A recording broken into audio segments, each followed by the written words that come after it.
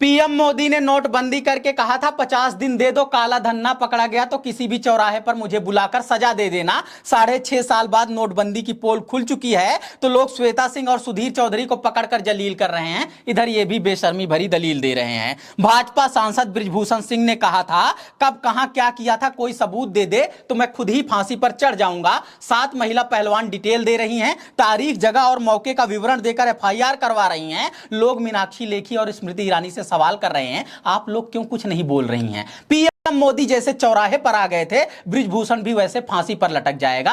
मोदी की नोटबंदी जितनी सफल थी, बृजभूषण भी उतना ही निर्दोष पाया जाएगा। मोदी की पार्टी का सांसद है बृजभूषण, तो मोदी के नक्शे कदम पर ही आगे बढ़ता जाएगा। मोदी ने गलती से कह दिया था बेटी पटाओ, तो बृजभूषण बिल्कुल अमल करने लगा, बल प्रयोग करने लगा, ब्लैकमेल करने लगा। किसी लड़की ने कहा सप्लीमेंट की जरूरत है तो बोला मेरे साथ बिस्तर पर आओगी क्या? किसी लड़की के साथ फोटो खिंचवाने के बहाने स्तन पर हाथ लगाकर पूछता है मेरे साथ यौन संबंध बनाओगी क्या? किसी लड़की की सांस चेक करने के बहाने टी शर्ट में हाथ डाल देता है, स्तन दबाकर पूछता है रात बिताओगी क्या? कार्यालय में बैठकर भी वही हरकतें, हाथ पर हाथ रख देना, कंधे पर, घुटने पर और जांघ पर हाथ रख देना, विरोध करने पर अपने ओहदे का डर दिखाकर पूछना कि किसी से यह बात बताओगी क्या? ऐसे में भाजपा की स्मृति ईरानी से भी सवाल बनता है, आप अपने बगल वाले सांसद से भी बेटी बचाओगी क्या? 2014 के पहले तो सड़कों पर उतर जाती थी, अब मंत्री हो तो उसी मर्यादा में रहकर न्याय की आवाज उठाओगी क्या? नमस्कार, मैं समर राज बोलता हिंदुस्तान में आपका स्वागत है।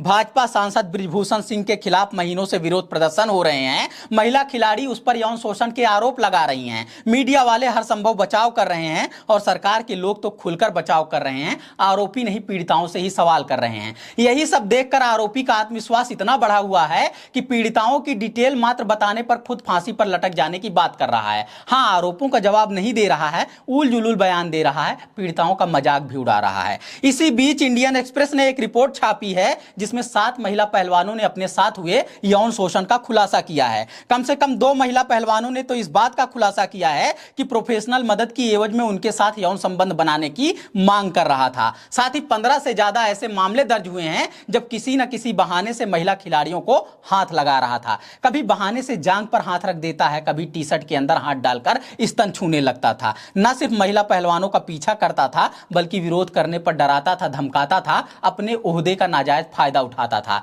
इस बार महिला पहलवानों ने न सिर्फ आरोप लगाया है बल्कि एक एक घटनाक्रम की तारीख को बताया है, जगह को बताया है। बृजभूषण के पास इन आरोपों के क्या जवाब हैं और फांसी पर लटक जाने वाली बात क्या कोरी फिल्मी डायलॉग है? साबित तो तब होगा जब निष्पक्ष जांच होगी। पॉक्सो एक्ट लग जाने के बाद भी उसे गिरफ्तार नहीं किया जा रहा है। कैमरे के सामने बड़ी बड़ी बात कर रहा है, बिल्कुल बेतुकी मगर बड़े कॉन्फिडेंस के साथ बात कर रहा है। ठीक उसी तरह जैसे पीएम मोदी नोटबंदी सफल ना होने पर चौराहे पर आने की बात कर रहे थे। जलाना या गोली मारना हिंसक डायलॉग है, मगर माफी मांगने के लिए प्रेस कॉन्फ्रेंस भी तो नहीं कर रहे हैं। जिस नई नोट को चालू करने के लिए पुरानी नोट बंद किए थे, इसको भी कालाबाजारी का जरिया बताकर बंद कर चुके हैं। खुद सवालों का जवाब नहीं दे रहे हैं तो लोग नोट में चिप लगी होने की बात करने वाले पत्रकारों को पकड़ पकड़ कर सवाल कर रहे हैं। कैमरे के सामने पूछ रहे हैं नोट में चिप कहां थी, झूठ बोलने के लिए माफी क्यों नहीं मांग रहे, यानी सीधे सीधे जलील कर रहे हैं। इन पत्रकारों के पास कोई जवाब तो रह नहीं गया है, इसलिए उल्टी सीधी दलील दे रहे हैं। बचाव कर रहे हैं अपने मालिक के मित्र का,